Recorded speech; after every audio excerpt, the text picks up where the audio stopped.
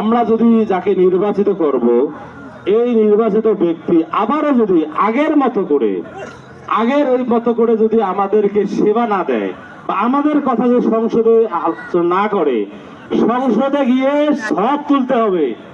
সংসদে প্রতি অধিবেশনে কমপক্ষে তাকে পার্টিসিপেট করতে হবে, আমার এলাকার কথা বলতে হবে, তাহলে না বরাদ্দ আসবে।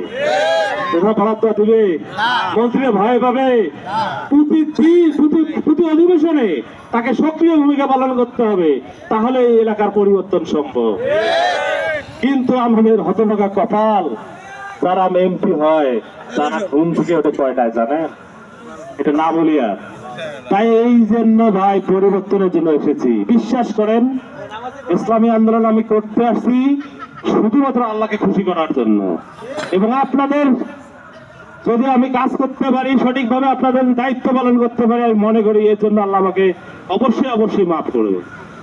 ইনশাআল্লাহ আমরা সবাই মিলে একটা সুন্দর বাংলাদেশ গড়ব, যেখানে কোনো চাঁদাবাজ থাকবে না, যেখানে কোনো দুর্নীতি থাকবে না, যেখানে কোনো অন্যায় অত্যাচার থাকবে না, জুলুম নির্যাতন থাকবে না, মামলা বাণিজ্য থাকবে না। আপনারা জানেন যে দল সরকারে যায় তারা কি করে জানেন? অন্য দলের লোককে দমন নিপীড়নের জন্য মামলা দেয় না মামলা, আর সেই মামলা দিয়ে তাকে হেনস্থা করে, পাশাপাশি জিম্মি করে রাখে। আমি নির্বাচিত হলে ইনশাআল্লাহ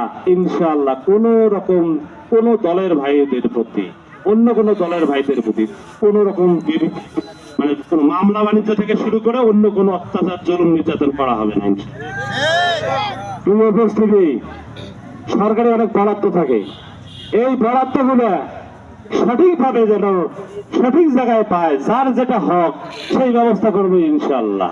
কারণ আমি বুঝি না ইসলামী আন্দোলন করে আমার কর্মী, আমার নেতা, যার যেটা হক সেটা তাকেই দেওয়া উচিত। আমার ইসলামী আন্দোলন যারা করে, আমি যদি এটা বাস্তবায়ন করতে পারি তারাও মন খারাপ করবে না, আমি জানি।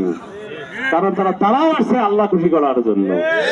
এই যে এতগুলো ইসলামী আন্দোলন সক্রিয় কর্মী আপনাদের পাশে আছে, বলেন তো তাকে 10 টাকা দেওয়া হয়?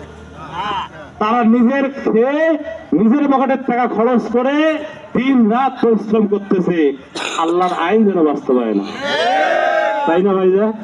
তাহলে এত সুন্দর একটা সংগঠন ইসলামী আন্দোলন বাংলাদেশ, যা আপনাদের কথায় কাজে এই পর্যন্ত আপনারা দেখেন যত রাজনৈতিক দল আছে বাংলাদেশের মধ্যে, এদের আমাদের ইসলামী আন্দোলন বাংলাদেশের মধ্যে কোন রকম সহিংসতা থেকে শুরু করে কোন রকম অন্যায় অত্যাচার জুলুম নির্যাতন কারোর সাথে করা হয়েছে আপনি দেখান তো, প্রমাণ দেন।